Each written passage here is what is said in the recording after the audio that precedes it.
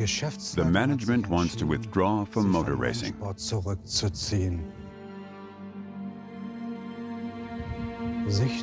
Withdraw. 60 years of motorsports history.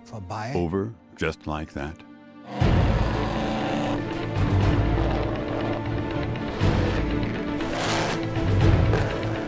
I love the history of motorsport, and Mercedes-Benz are part of that history. There's nobody larger than Mercedes-Benz. With this victory, Caracciola wins the European Championship for the third time. First place, Juan Manuel Fangio. You don't become world champion just sitting behind the wheel, pressing the pedal down. No, you have to have grown up with cars. Even today, we have to say that they were simply good.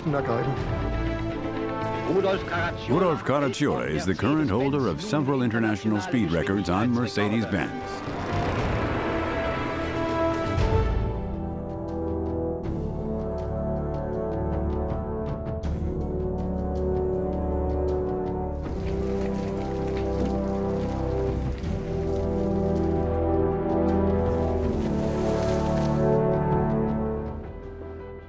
You've taken up a job which you know is dangerous. You've got to realize that in advance. Either I'm a race car driver and live with it, or I can't take it anymore, and I have to stop immediately. So we had just fallen for racing, and death didn't frighten us.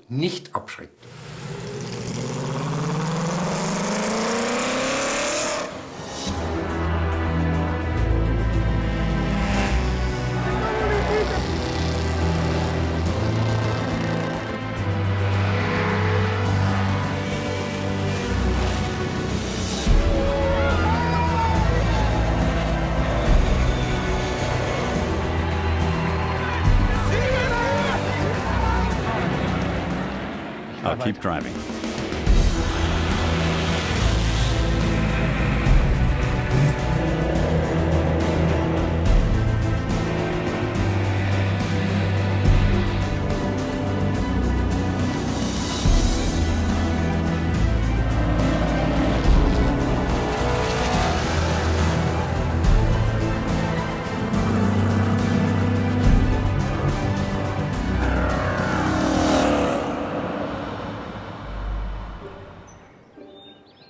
Nizza, 1899. 13 years after the invention of the automobile, a girl's name becomes the foundation of a legend. Mercedes! Mercedes Adrienne Ramona Manuela Jelinek, from whom came the name of the world-famous car brand.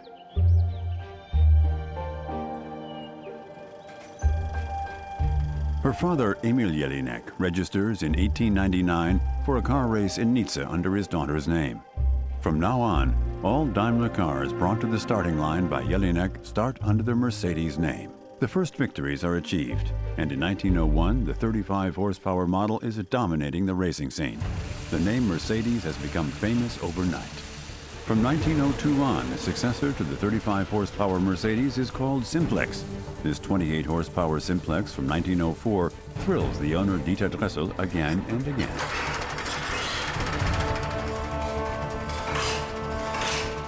It's not just that the Mercedes Simplex models represent the very first Mercedes. They also stand for the first example of a modern car as it is understood today. It has a low-lying chassis in order to get a low center of gravity. The engine is built in low as well, for the same purpose, and is also water-cooled. Rear-wheel drive, there's a manual transmission with 4 forward gears and a reverse gear. All these features can be found in a modern car as well. That's why this car is such a milestone. The Mercedes Simplex, a successful race car as well, starting in 1903 at the Gordon Bennett Cup in Ireland. Every important European car nation competed in this race. Germany takes the 60-horsepower Simplex after having lost the originally chosen 90-horsepower car in a fire at the Cannstatt factory. Belgian driver Camille Janazzi sensationally wins the 1903 Gordon Bennett Cup in a Mercedes Simplex.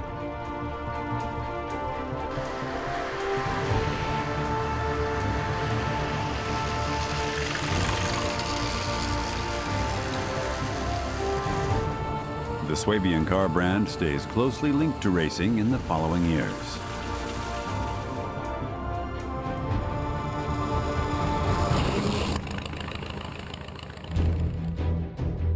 The men from Stuttgart celebrate their hitherto biggest success in 1914 in Lyon, winning the French Grand Prix, phenomenally taking the first 3 places.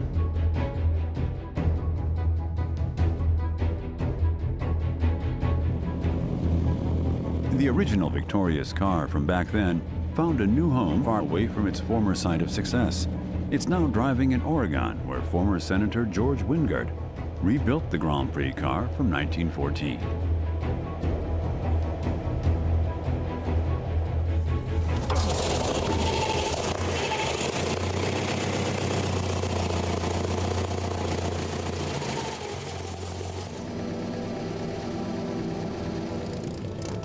July 4th, 1914. Company driver Christian Lautenschlager is triumphant in this very Mercedes. Second and third place also go to Mercedes. This triple victory is for the time being the pinnacle in Mercedes motorsports history. This comes as no surprise to the American collector, as the Grand Prix car's technology seems to have been just too superior at the time. The Mercedes picked out little points of edges they needed to pick out to win, because they were bound and determined to win this race. And George Wingard is not just marveling about the technology. The driver's performance, too, should not be underestimated. You really don't understand these cars until you know the history, and then you understand what it's like to sit in a car like this for 7 hours. It's very humble experience. The First World War and inflation in the 1920s forced Mercedes to pause, at least for the time being. 1926. Again, Mercedes at the starting line of a Grand Prix. To a young German, the long-sought opportunity. Are you ready? Yeah, all good. At Berlin's Avus track, a rising star, the greatest driver of the 1920s and 30s, is debuting on this beautiful summer day. His name, Rudolf Caracciola. After some difficulties at the start, this young gun impresses everybody with his talent, especially driving in the rain.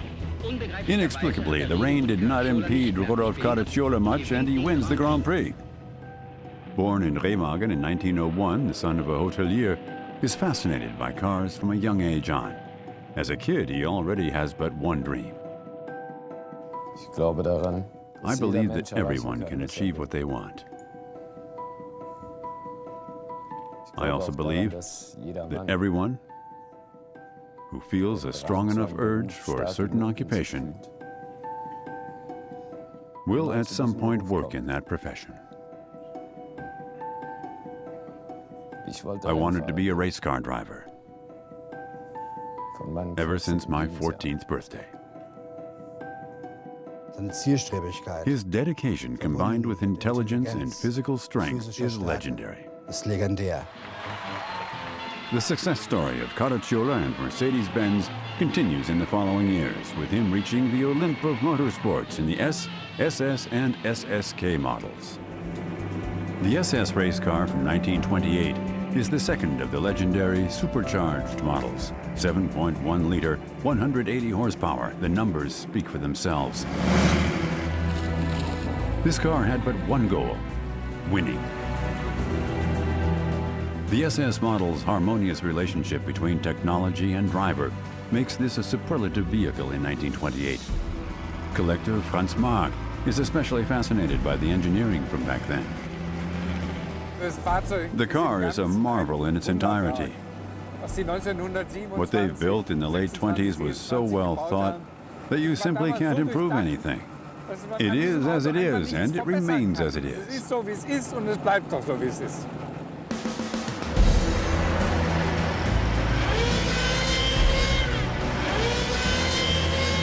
This roaring supercharger frightened the competition.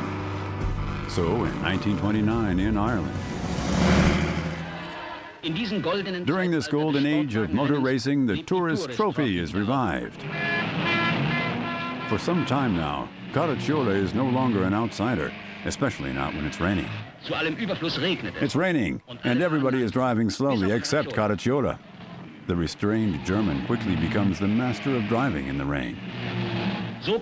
Thus, Rudi Caracciola gets his TT win and is now one of the up-and-coming stars. Apart from the SS model, the SSK with a shortened wheelbase gets raced too.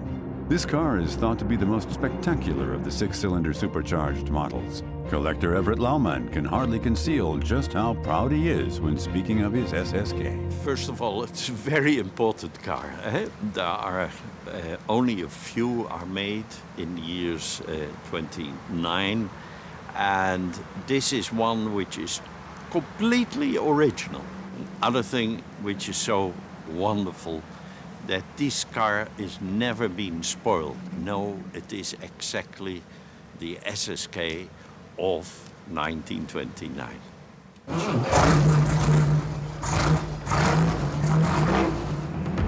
Usually this one-off is kept in its own museum in The Hague. Yet the Dutchman drives his SSK himself at demanding rallies like the Mille Miglia.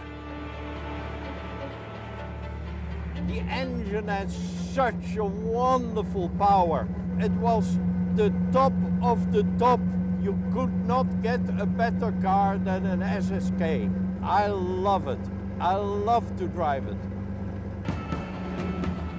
The result of the merger of Benz and Daimler Motorengesellschaft, the Mercedes-Benz brand is the benchmark with regard to technology, design, and innovation at the end of the 1920s. The culmination for now, the SSK. This last letter stands for the shortened wheelbase Kurz in German of this majestic sports car. Caracciola continues to win with the Super Sport Kurz. At the beginning of the 1930s, economic disaster strikes. The Great Depression erases many jobs, and Mercedes-Benz discontinues racing. That was, at least temporarily, the end of my career as a German race car driver. I went to Alfa Romeo, but I knew it was only a guest appearance. I often sat for long talks with my friend Neubauer. We made plans, talked of new race cars, bigger, stronger, faster, and more beautiful than any race car prior. But those were just dreams. After 3 years, Mercedes-Benz is back at the racetracks. The 1934 Eifelrennen is the ideal stage to showcase the newly developed car. Driver Manfred von Brauchitsch is supposed to turn the comeback into a victory. One day before the race, however, some problems occur. We're not allowed to start. The whole preparation for nothing? The new racing formula allows for a maximum weight of 750 kilograms. At the weighing, the organizers find the car to be too heavy by 1 kilogram. Come on, you can still come up with something. One of your famous tricks. Otherwise, we're the ones who are painted stupid in the end. The legend of sanding down the white paint supposedly gave birth to the Silver Arrows. The truthfulness of Alfred Neubauer's story cannot be verified. However, what is known, the era of the Silver Arrows is as legendary as it is unique in motor racing history. At the beginning of this time, the W25, the very first Mercedes-Benz Silver Arrow, starts on the 3rd of June, 1934 in the Eifel. Of course, I needed some time to get used to the fast and agile vehicle. The road holding was amazing. It was a completely new feeling to suddenly sit in the middle of the vehicle with the clutch between the legs. This meant that you had to change your driving technique completely. A dream debut with Manfred von Brauchitsch steering the Silver Arrow to victory in the Eifel. This win is the stepping stone to the building legend, which even 80 years later hasn't lost its draw. Gerd Straub, project manager for historic race cars, sits down where von Brauchitsch once celebrated his greatest success.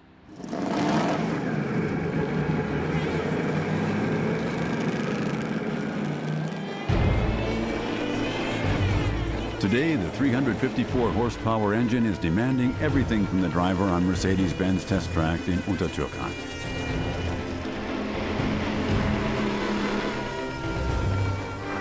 To the left, it's rather warm as the exhaust pipe is running back next to the seat. You really feel that. It always keeps speed in order to keep the spark plugs clean.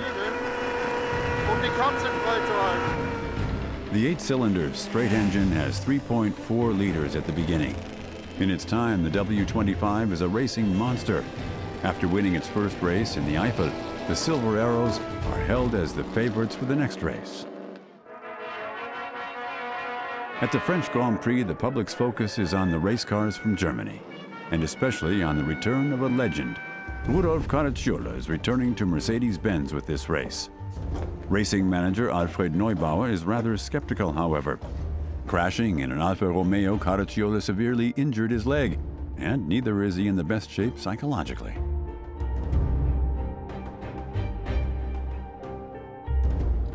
After the second blow, the death of his wife, he broke down. Wanted to get rid of everything, stop everything. Was deeply depressed. I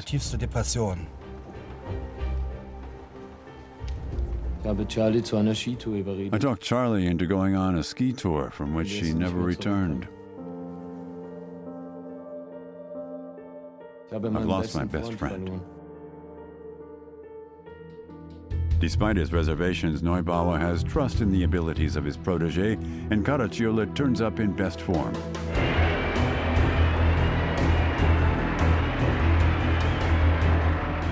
Caracciola's Mercedes is now leading. Chiron is second. Suddenly, things change. The Silver Arrows aren't running as smoothly as they should. Not all seems to be well regarding the new cars. Von Brauchitsch falls behind because of problems with the supercharger.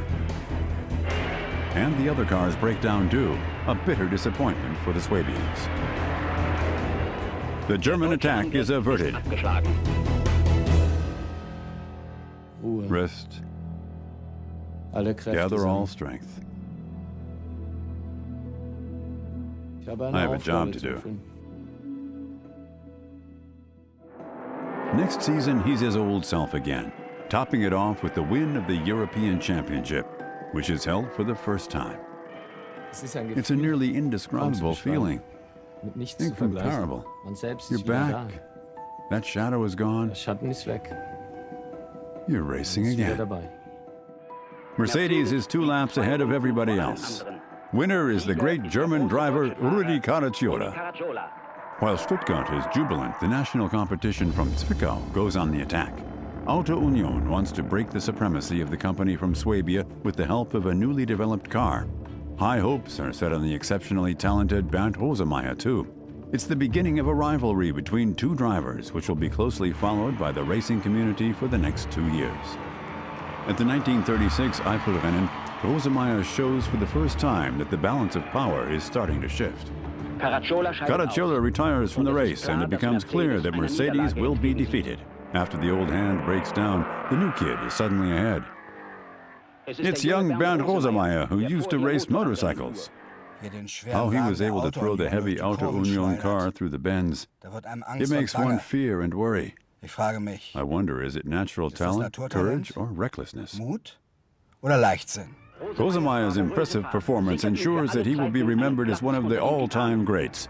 From now on, he is famous as the master of the fog. For Mercedes, defeat after defeat. Auto Union takes everything with their young star, Bernd Rosemeyer. Mercedes-Benz stops all racing even before the end of the season, and at a press conference presents measures which are to be taken for the next season. Next question, please. What are you going to do now, Mr. Neubauer? We at Mercedes have come to the conclusion that the defeat of last year's can be traced to a simple design flaw. But I'm telling you, let the past be and let's look towards the future. We've hired a bright young man for our racing fleet. Good morning, gentlemen. My name is Rudolf Uhlenhaut. I'm an engineer. Management puts great faith in the talented 30-year-old and entrusts him with heading the racing division. During testing at the Nürburgring, Uhlenhaut tries to find the reasons for last year's botched season.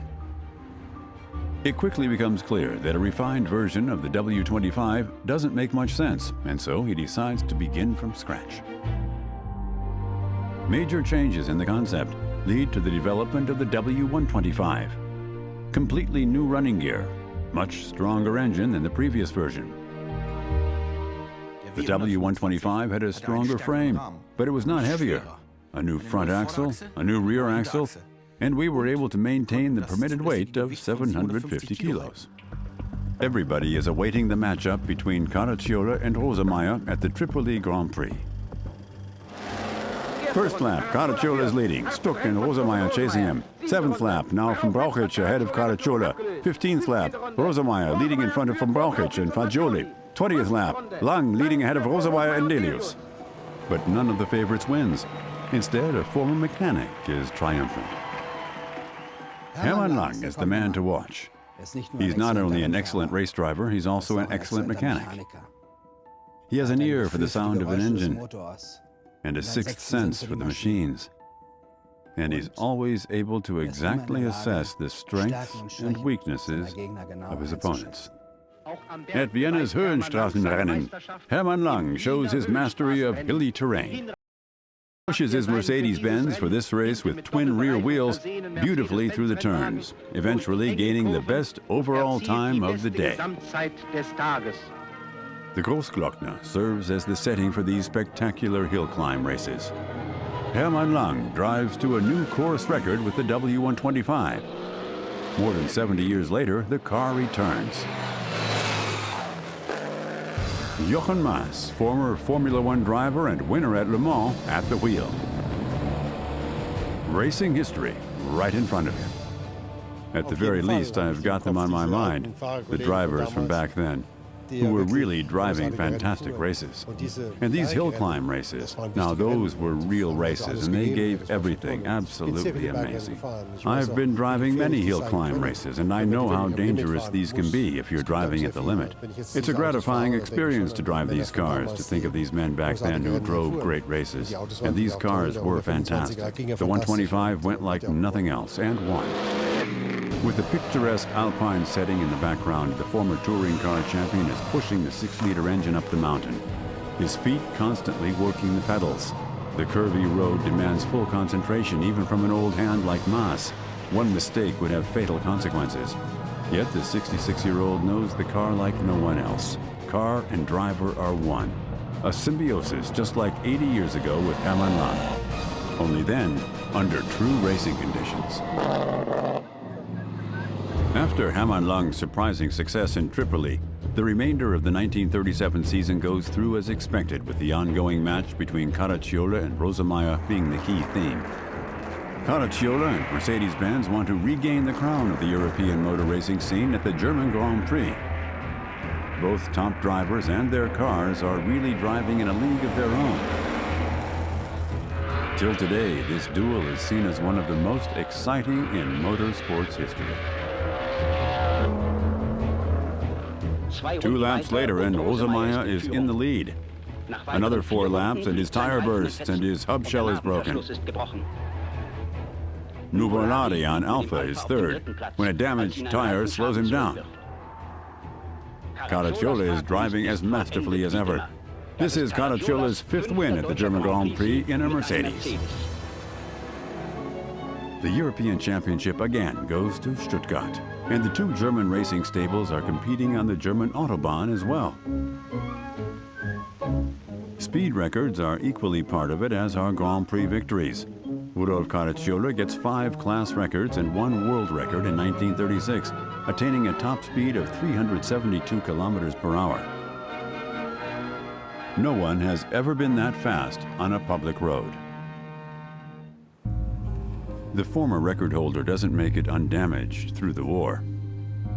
The once impressive body is in a bad state.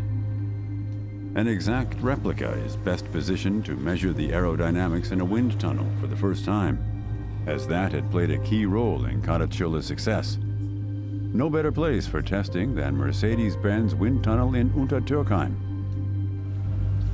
Dr. Teddy Voll, head of aerodynamics, is impressed with the 80-year-old design.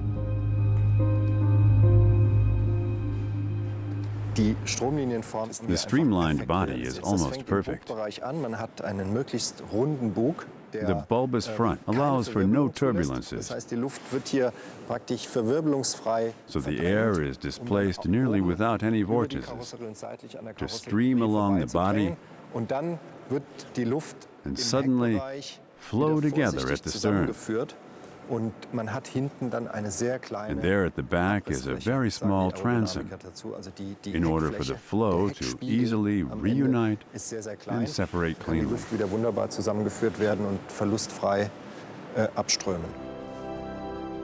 The turbine starts rotating, and so does measuring the drag coefficient. Air flows over the body with speeds of up to 130 kilometers per hour. Without taking into account the missing radiator, the test results are there after a couple of minutes, astonishing even the expert. Sensationally low value, 0.168. This is extremely good. A value below 0.2 is a great engineering feat. So that being 80 years ago, congratulations. Ever more knowledge regarding aerodynamics lead to a superlative car in 1938. The W125 Rekordwagen. The timeless design is just a side effect. With the 12-cylinder engine and the streamlined body, the car should reach hitherto unknown dimensions. There's only one driver for this task. Rudolf Caracciola, acting European champion and the man for records. Last year, Rosemeyer broke his top speed from 1936, and he wants to regain the top on the Autobahn from Frankfurt to Darmstadt. Rudi, es geht los. We're starting. An average speed of 400 kilometers per hour has to be beaten, a speed where one mistake can be fatal. Start! Kilometer 1. Already with the first part and a speed of well over 430 kilometers per hour, Caracciola and his vehicle make a mark. If they can keep that on the return leg, that would be hard to beat, which his competitor Bernd Rosemeyer knows all too well. Kilometer 10. Done.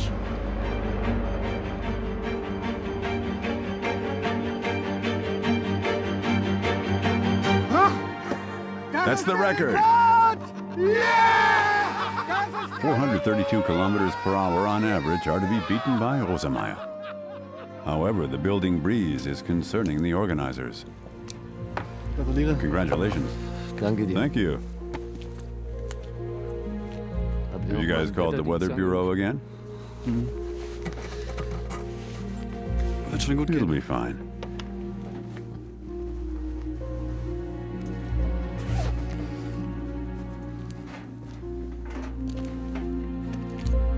Good luck, Bernd.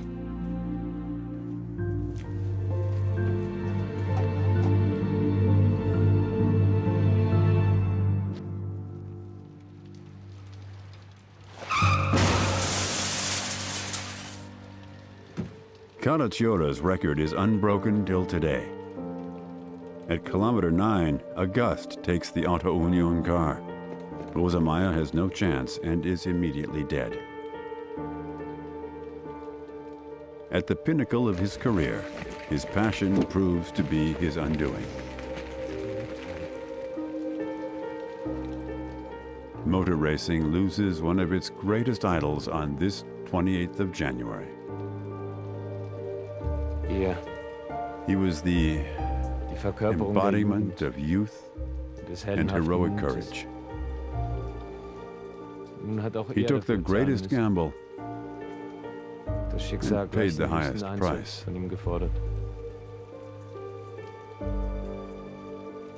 We will always remember you, Rosemeyer.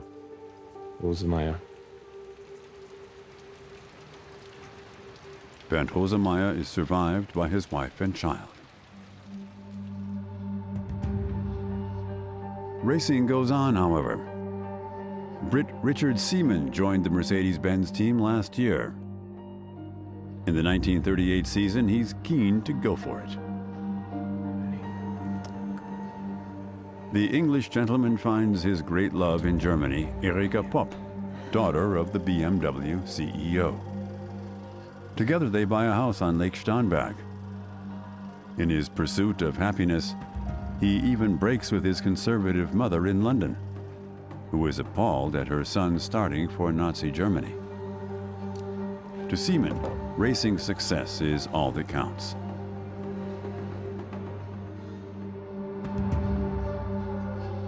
Due to the changing of the formula for the 1938 season, Uhlenhaut and his team of engineers develop a new Silver Arrow.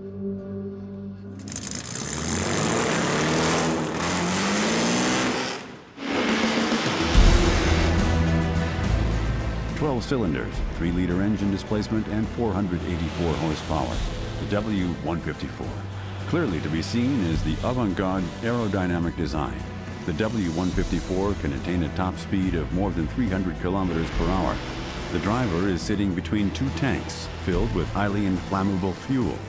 Another reason why Gerd Straub doesn't push his car to the maximum potential at the test track. It makes sense not to think too hard about that. As fully fueled, you're sitting between 400 liters of methanol fuel. You can't see it. When it burns, it just gets warm. Difficult to imagine now that there were 20 of these vehicles at the starting line at the Nürburgring, fully loaded with fuel. Well, they were the heroes of their time. German Grand Prix 1938. This is Richard Seaman's chance to finally show that he is a full member of the team. He's battling it out with Manfred von Brauchitsch.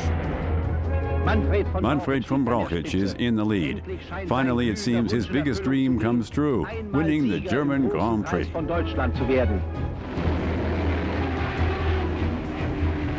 15th lap, Brauchitsch and Seaman in the pit lane. A routine job for the mechanics, but one of them makes a mistake. Then, unbelievable, Brauchitsch's car catches fire. Team manager Neubauer pulls Brauchitsch out of the car.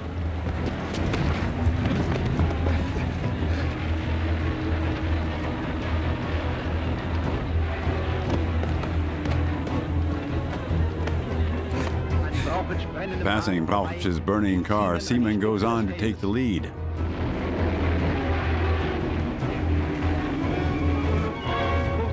After a moment, the crew manages to extinguish the fire. I keep driving.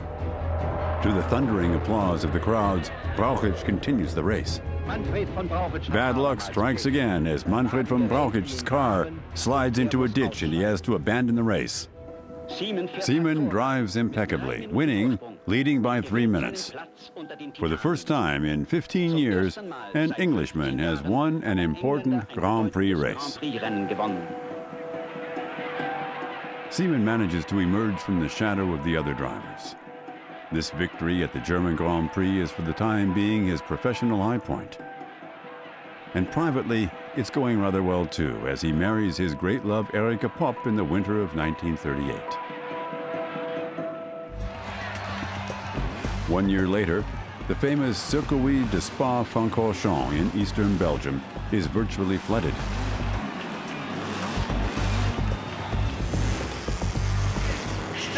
Immediately after the start, a group of silvery cars jumps ahead. First place, Müller in Auto Union, trailed by Seaman and Lang. Traditionally, the drivers are supported by their wives at important races like this one. Seaman in the lead. 12th lap. Auto Union is left behind due to an engine failure. So it is now an internal duel. Despite the rain, top speeds of up to 220 kilometers per hour are expected. 22nd lap. Neubauer is awaiting his two drivers to pass the pit lane. But only one Silver Arrow emerges out of the dense rain, Hermann Lang's. Seaman is nowhere to be seen. Where is he? The sad news reached the team after several minutes. Seaman had a grave accident. It is not yet clear just how badly injured the Brit is. In a blind left bend, a race official waved the yellow flag at me. Watch out, danger. And I immediately reduced speed. But I could not see straight away what had happened. But at the end of the bend, I saw that a racing car had crashed into a tree. And whilst driving past, I recognized Seaman.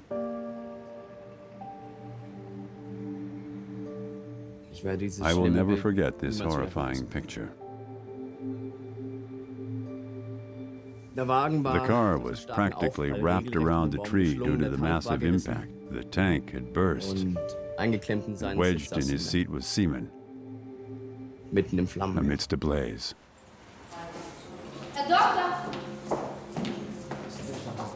Richard Seaman is brought to the next hospital immediately. He is in critical condition. Erika and Alfred Neubauer are waiting in front of room number 39 for hours now. The doctors are fighting for the Brit's life, but to no avail. I'm very sorry. Just 1 year of being together and Erika becomes a widow, being just 19 years old. The experienced team manager cannot fathom it either. He knows the dangers of motor racing like no one else. But this is the first time it hit one of his protégés.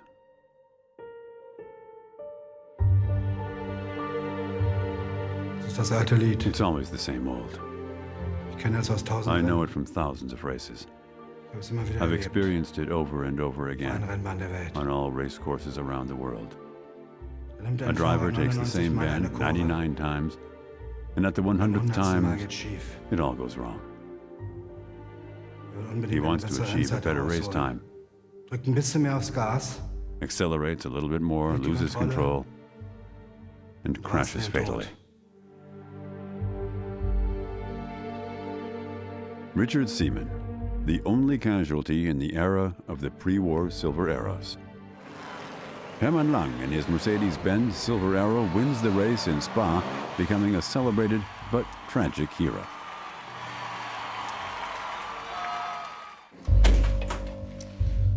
December 1938.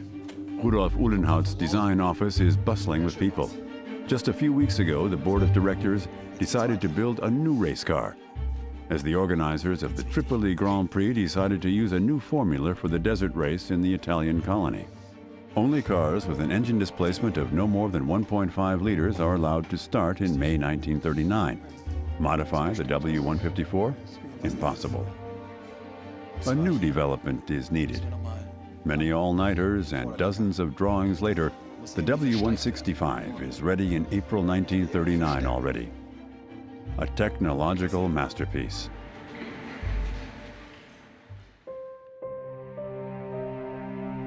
Two cars are starting in Tripoli. The chosen pilots are Hermann Lang and Rudolf Caracciola.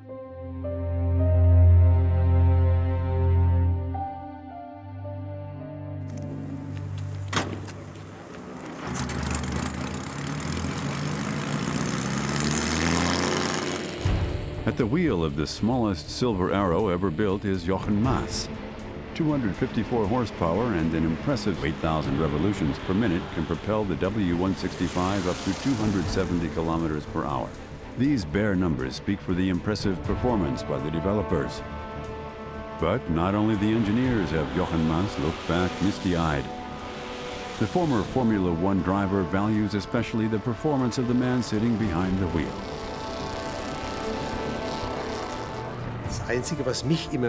The single most impressive thing is driving it over such a long time, driving it precisely. Bringing the car up to speed. At every turn, being on the inside and this and that. That's no mean feat. especially as these races were long, up to 5 hours, incredibly tough. Seen from now, I can't really fathom it. In Retrospekt kaum nachvollziehbar, was die damals leisten.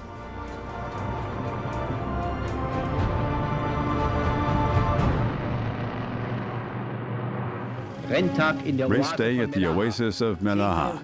10,000s of spectators are coming. An unbelievable test lies ahead. 524 kilometers in 40 laps through Africa's heat and sand. Tensions are running high in the team as Caracciola and Hermann Lang had a heated argument the evening before. The experienced driver senses that the team management feels ever more confident about the capabilities of his internal rival. People don't know how much politicking is going on in the pit behind my back. Surely this was leaked by Brauchitsch and Caracciola scheming against Lang. What did they say again? They wouldn't allow a young gun, 10 years or younger, and thus risking more to hustle them aside, taking the best parts. Let's go. Rising star Hermann Lang is the flip side of the slow decline of the triple European champion. Not only was Lang allowed to slick in his tires during training, he also gets the car with the higher final drive ratio. Caracciola knows that the race strategy is clearly geared towards a win of the former mechanic.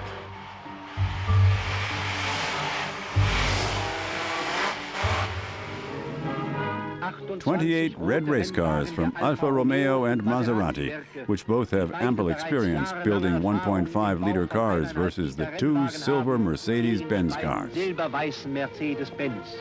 What even the most die-hard optimists didn't dare predict becomes reality. The 2 Mercedes-Benz cars leave their competition far behind. Their high-revving engines with their Mahle light alloy pistons are working with the regularity and reliability of a clockwork. Hermann Lang crosses the finish line in a new record time, becoming winner of the fastest race in the world for the 3rd time in 3 years. Caracciola feels abandoned, especially by his team manager. Rudi has always been disciplined, but suddenly he's acting like a prima donna. I really don't know what's wrong with him. Is it his being jealous of Lang? The two didn't even take notice of each other. The young gun from Swabia shines for the remainder of the season, becoming European champion, only unofficially though. Only 5 cars participate at the Belgrade Grand Prix. 2 days after the invasion of Poland, it's clear to everyone that this is the last race for the time being. Nuvolari wins the last Grand Prix of the season. By now, the public's attention has moved away from the racetracks of Europe anyway. For 6 years, Europe descends into a war which alters the course of history. At the end, nothing but ruins, depression, and grief. The German economy lies in tatters. The Allied bombing campaigns have hit the Daimler-Benz factory especially hard. Rebuilding has absolute priority. Motor racing in Germany is pausing.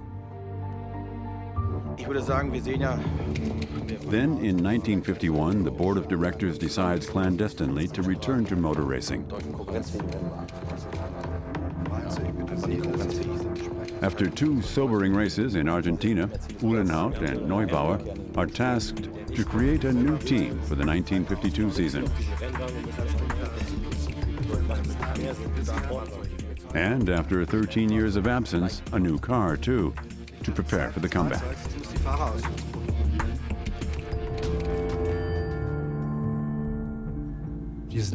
I'll never forget that day.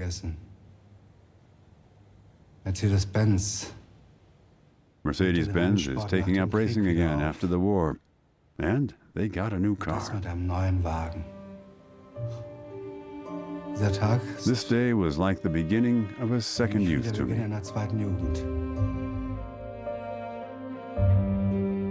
Built as a race car, it later becomes the icon of a whole company, the 300 SL.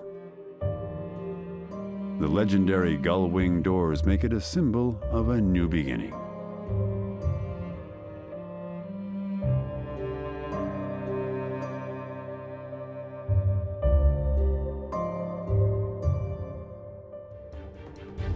Stuttgart, Untertürkheim, Mercedes-Benz test track. A roar and the six-cylinder engine is running.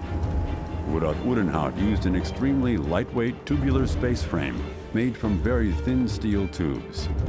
Entering the car the usual way wasn't possible.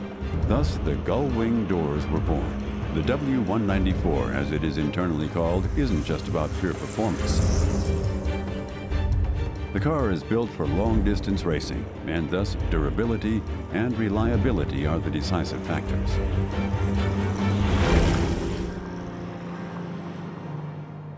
After becoming second in the Mille Miglia, the team from Stuttgart is setting its sights on a win in the next long-distance race. Every year, the small town of Le Mans in northwestern France gets crowded by 100,000 motorsports enthusiasts. The 24 Hours of Le Mans are one of the most prestigious races in the world. 3 Mercedes-Benz cars are at the start. One of the drivers is Hermann Lang, who has hoped to turn his experience into success. At Tertre Rouge, the 2 Cunninghams, steered by Fitch and Walters, are leading.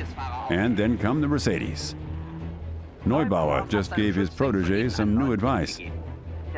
The Mercedes caught up and is now attacking the quick Gordini. At halftime, the Mercedes-Benz cars are still in the middle. Lang is driving cautious. He knows how to spare the material. Many drivers don't finish at the 24 Hours of Le Mans due to technical difficulties. The former mechanic knows that. As the race draws to a close, Lang goes on to attack the leading Pierre Levet, who is leading by quite a margin. He's chasing him, but he's unlikely to gain 4 laps. Lang, however, will leave no chance unused. Now he tries to overtake and has passed. A good race car isn't enough. The drivers are equally important. Mercedes-Benz had excellent, really exceptional drivers. The strategy comes to fruition. Levet has broken down. Somewhere on the course, the Talbot had to stop.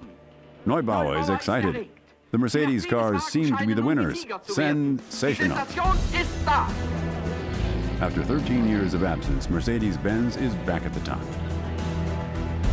Neubauer is signaling.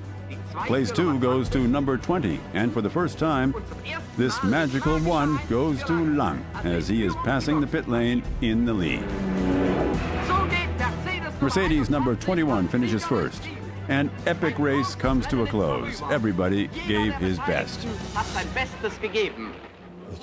want to play it safe, especially regarding the choice of the driver for the Grand Prix event. Who have we got here?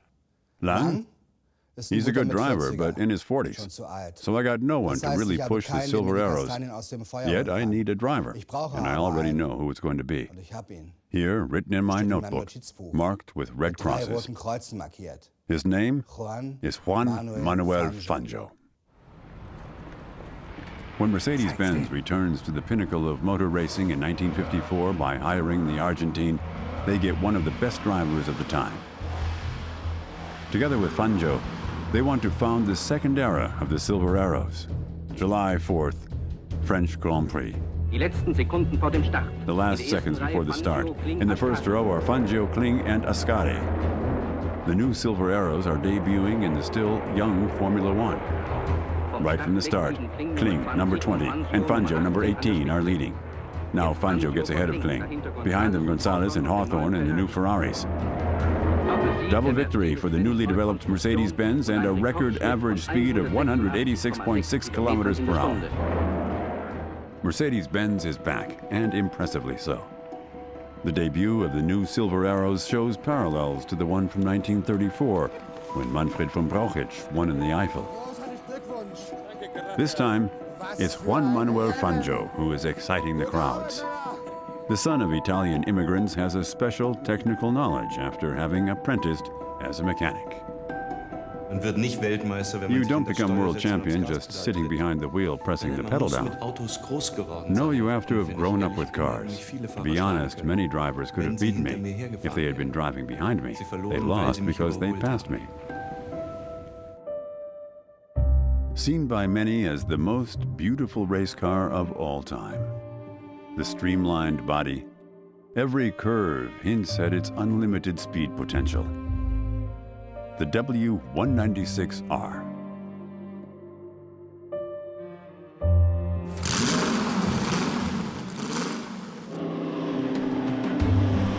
To Gatschtraub, the way back to the top is no coincidence.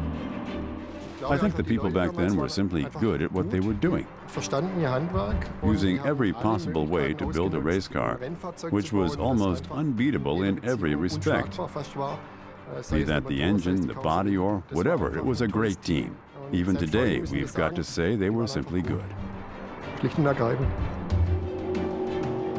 It's not just the work of the engineering team which impresses the motorsports expert. One man is equally responsible for the dominance of the new generation of Silver Arrows. Racing drivers are, of course, keen on driving as fast as possible. And there were, of course, differences. And what you hear from the stories, there was one who was really towering over everybody else. And that was Fangio.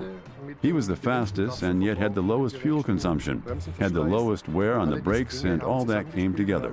So he was the yardstick. And Fangio, too, knew whom to thank for his successes. Yeah, they were usually the fastest cars, naturally, as they were exceptionally strong. To win in them was easy. The only problem I can remember was 1954 in Silverstone, in the streamlined car. The body prevents the driver from steering the optimal line, especially in England, a disadvantage. What has already been feared before the race has now become a reality. The streamlined car isn't well suited to the track in Silverstone. Gonzalez wins ahead of Marimon and Fangio.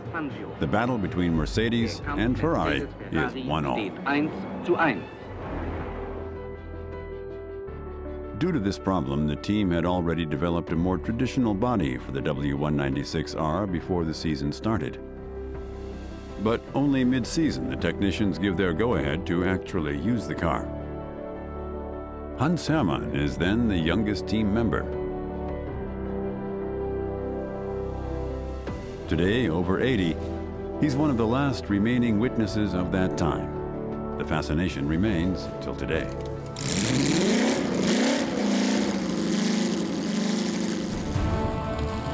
Depending on the course, Mercedes-Benz had several options, which of course is another advantage over the competition. The Monoposto was more agile. It was so simple to handle, lighter reaction, which of course was important on tracks like the Nürburgring with lots of turns. As team member, Hans Hermann got to witness why Fangio is one of the best drivers of all time. Fangio was a very sensitive person. He had this feeling to get everything out of him and the car to succeed. With one Manuel Fangio and those two different bodies, the Silver Arrows are thought to be the favorites for the World Championship, even in their first season.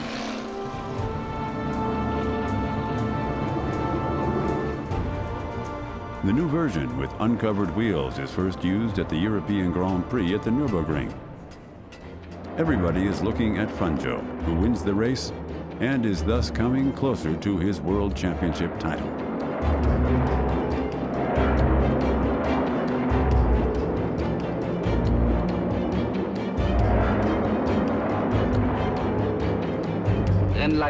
Team manager Alfred Neubauer in action. Mercedes is leading. Fangio wins the European Grand Prix. After Fangio winning the title in 1954, they head to the home country of the champion for the beginning of the 1955 season. In Argentina, everybody is counting on a win of their national hero. In grueling heat, many drivers abandon the race, but the Maestro keeps driving impeccably. The Autodromo is virtually exploding as he wins the legendary heat battle of Argentina. Llegó Fangio, los primeros 9 puntos del Campeonato Mundial 1955 quedan así en manos del más grande volante de todas las épocas. El público lo aclama como la figura ya casi legendaria del automovilismo mundial. My toughest race was that of 1955 in Argentina because of the unbearable heat. You know, the car's engines were at the front in those days, so all the heat blew towards the back when you drove. There were drivers who had to give up, collapsed. And I believe Mieres, another Argentinian, and I were the only ones who got through it without swapping. I felt just as bad as the others. Never, ever will I forget this race. As the excitement over the victory fades somewhat, the champion realizes just how much of a toll this victory took.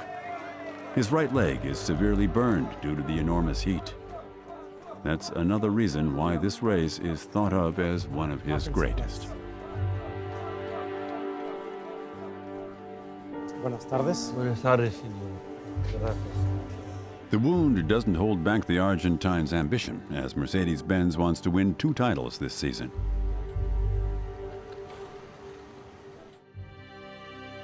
And the stable from Stuttgart is starting in sports car races again too. Fitted with a 3-liter engine, the 300 SLR is supposed to perform in endurance races, such as the Mille Miglia and Le Mans. The sound of the 8-cylinder engine, incomparable.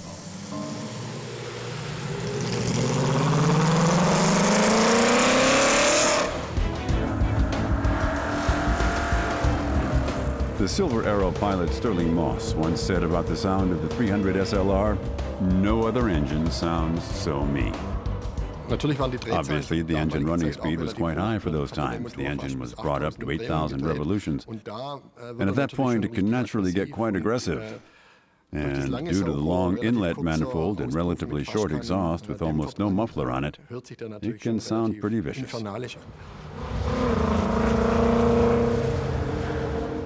The engine of the 300 SLR is set up in such a way that it doesn't need special fuel, as opposed to a Formula One car.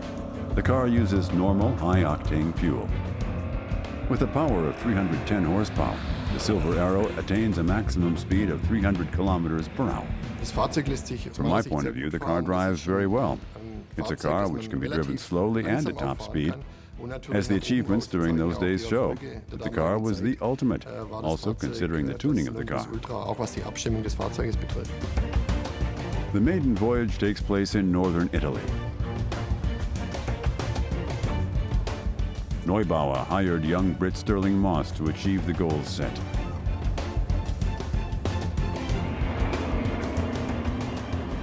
He starts with his co-driver Dennis Jenkinson at 7:22 from Brescia. After a few hours, even the last person realizes that he is witnessing one of the greatest performances in motor racing history. As Sterling Moss crosses the finish line after 10 hours, 7 minutes and 48 seconds, a record unbroken till today. To understand just how great a performance this is, one needs some imagination, as a repeat seems impossible.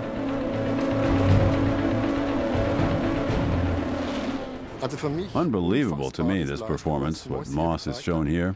If you've participated in the Mille Miglia, even just as a service driver, you're driving all day and get an average speed of 50 kilometers per hour, and he drove an average of nearly 160. Unbelievable, unbelievable. Le Mans is another stop for the 300 SLR. Mercedes-Benz is already on a farewell tour to the international motor racing scene. The board of directors has clandestinely decided to discontinue racing. Neubauer hires Frenchman Pierre Levesque specifically for this race, aside from his core team. 3 years ago, he left a lasting impression on the team manager with his solo drive on this course. The race becomes a private battle between Fangio and Mike Hawthorne in Jaguar. The spectators are watching dangerously close, a crucial part of the biggest catastrophe in motorsports. The two are trading the leading position, all the while overtaking the competition. Shortly after 6 p.m., frenzied activity in the pit lane as changes are ahead. 5 cars are approaching the lane.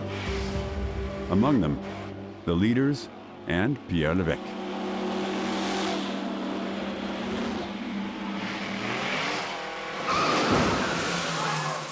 Suddenly, a loud bang, followed by a gigantic explosion. The people in the stands and in the pit lane are mortified. Sheer horror. What happened? A race car shot into the crowd with over 200 kilometers per hour. It's Pierre Levesque's Silver Arrow. A car in front of him pulls out. Levesque has no time to react. The car in front of him becomes a ramp. Over 80 people lose their lives that day, Levesque among them. The catastrophe of Le Mans changes motor racing. The biggest tragedy of motor racing. Even the toughest drivers couldn't deal with the shock. Fangio was practically hiding in the pits. I had to pull myself together. Couldn't show my feelings. Mercedes-Benz pulls all cars from the race out of respect for the victims. Mike Hawthorne wins, but that's just an aside. October 16th, 1955, the last race of the season. The legendary Targa Florio through Sicily. It's the decisive race of the year for the Sports Car Championship, which is marginally led by Ferrari. The team from Stuttgart needs a perfect race. Sterling Moss wins again. Fangio becomes second. Another double victory for the Silver Arrows. And after winning the World Championship in the Formula One, it's the second title this season.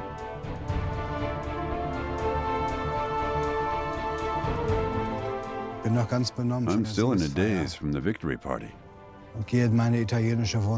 And it's when I come back to my Italian flat that I see a letter on my desk from Mercedes. The management wants to withdraw from motor racing.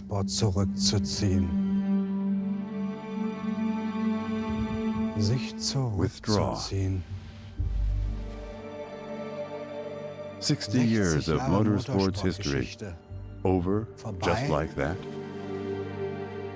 This retreat from racing is also the death of a car, which could never show that it belongs among the legendary Silver Arrows.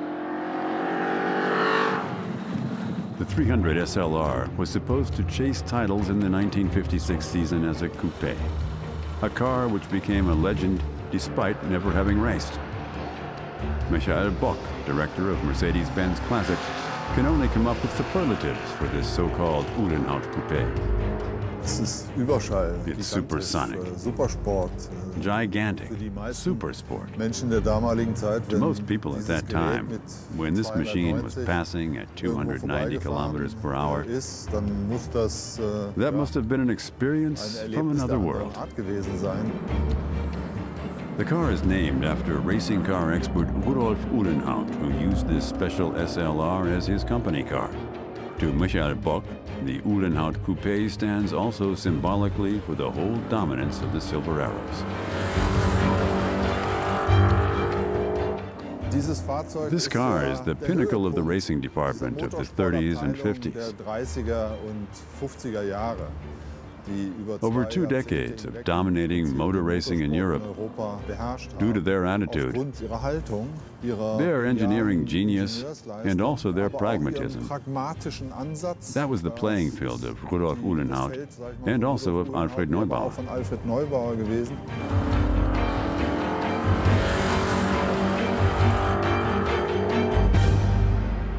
The story of the Silver Arrows, shaped by the men who were accompanying them. Rudolf Caracciola, racing icon of the 20s and 30s. He's the most successful Silver Arrow pilot. After a grave accident in Bern in 1952, he has to retire from racing. 7 years later, he dies in Kassel. His contemporaries pay their tribute to him in Untertürkheim. Manfred von Brauchitsch. He's winning the first race ever in which a Silver Arrow had participated makes him a legend. Famous for his volatile temper and his spectacular driving style. After the war, he doesn't manage to get his career started again. He dies in 2003. Richard Seaman. As a Brit, he's leaning against the political tide. Not even 2 years lasts his private and professional pursuit of happiness. He bets everything and loses.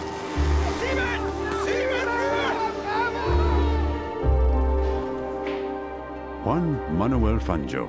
After 5 World Championship titles, he retires from racing. He stays close to Mercedes-Benz.